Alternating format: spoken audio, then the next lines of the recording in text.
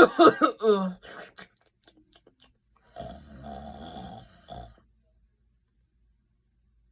Well, I'm gonna wake up for a second. Nice day, is it?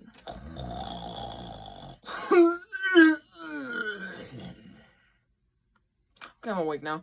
Hello, everybody. Today, reviewing this book. Let's get started. Yeah, you all noticed was coming. I said I was gonna read every Living Dummy book before the end of the year. Everyone that's existing. There isn't Untitled Living Dummy 2. This one presents the episode book, whatever.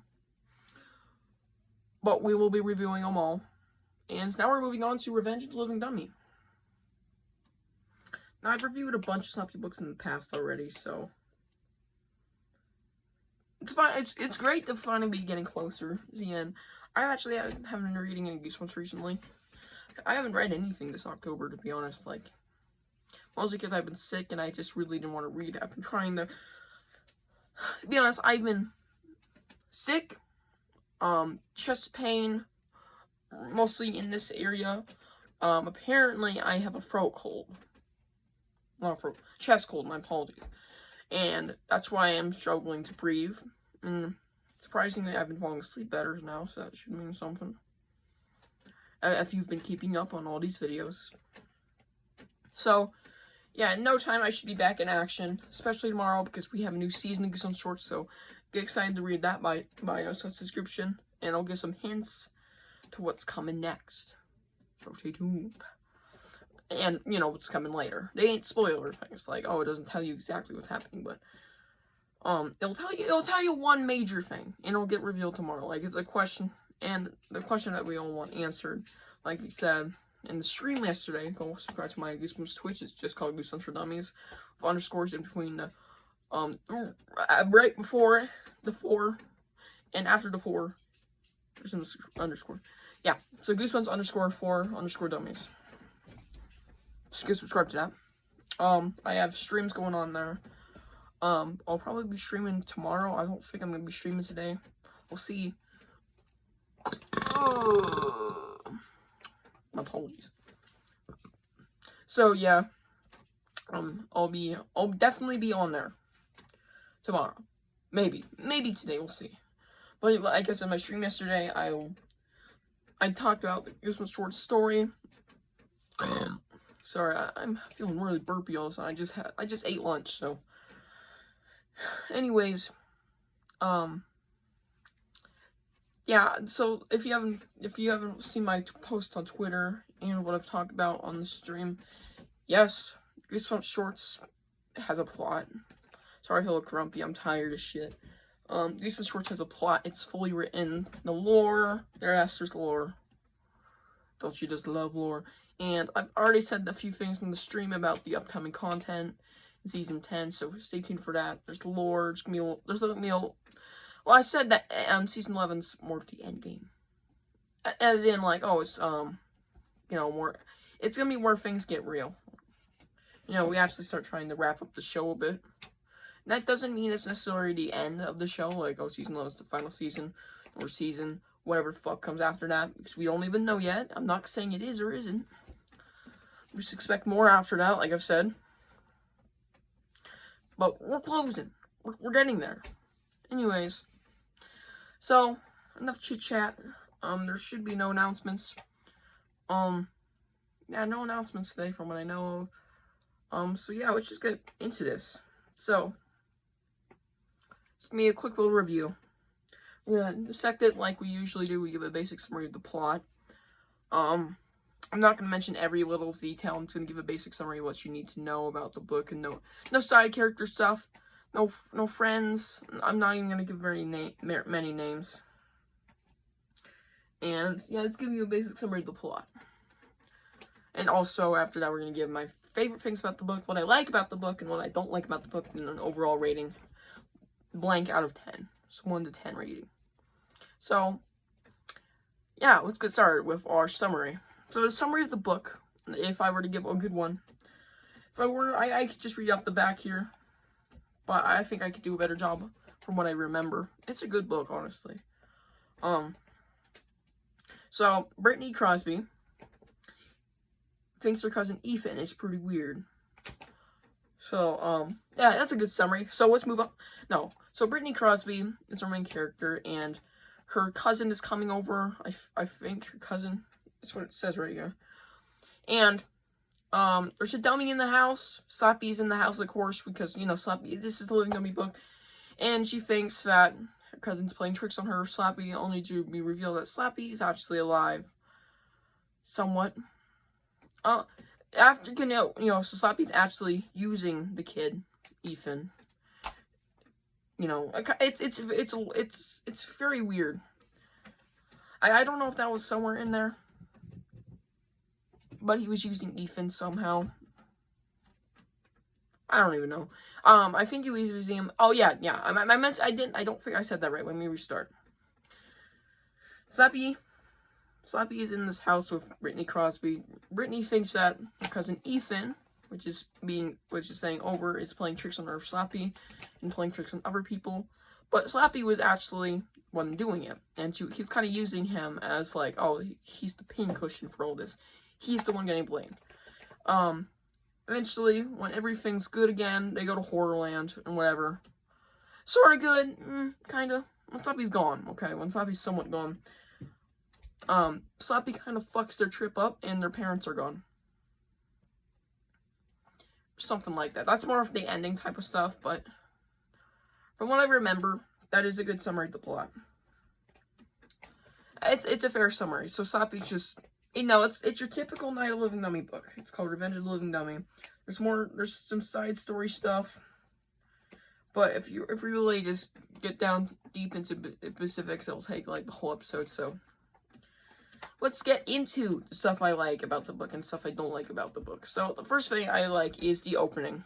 It's actually one of those books where it's like a movie. Like some movies you see or books where they start off at a random time in the book, a later time. Like a random example, the Sonic movie. I know it's straight at the top of my head. Like that's a slightly more recent one, not the new one that came out actually earlier this year, the one from 2020. We're gonna use that one as an example. It starts off randomly at the beginning, at like almost the end of the movie. You know, when Sonic's getting chased by Eggman. And then it just cuts back to the beginning and explains what the fuck is happening. That's kind of how this book kind of goes. And I really like that, because we've never really seen that dynamic this time. And he nailed it. It was pretty good. I think that was like the only time I've ever seen this happen. Yeah, well, heard it, or read it happen, because, you know, I don't have audiobooks. I mean, I originally read this with the audiobook, but damn, it's terrible. Anyways, next up, for things I like, this is things I like I said. I have to give it to the scene where, you know, the classical puppet show scene. Or dummy, or ventriloquist show.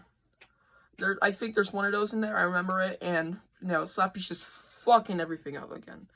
And, you know, it's kind of a cliche at this point. It's in, like, just about every Night of the Living Dummy book. Literally, I'm not even kidding. It's in everyone, because everyone, you know, because that's just the first thing you think of when you get a ventriloquist dummy. Oh, put up a ventriloquist show. No. Who thinks of that straight off the bat? Like, oh yeah, I can do that. Like, I don't understand. But either way, it's pretty neat. I like this one a little more than some of the other ones. But I do think it's pretty cliche. So I must say, it's kind of a half and half. I don't like how cliche it is all the time. Like, I'm really kind of getting tired of it. I mean, it was in Slappy in Dreamland, man. Slappy in Dreamland had it. And that was the newest Slappy book that isn't Slappy Beware. If this was said just almost a month ago, then it would have been more accurate. Anyways, unless Slappy Beware has that, I have not read that book, so. Stein, please, don't let there be another cliche puppet show scene. Ventriloquist show. It's super cliche, and I just don't like it. That's technically something I don't like, but that's just for every Night of the Living Dummy book that contains it. It's just cliche. It happens to just almost every Living Dummy book I've ever read. Like, 80% of them have it.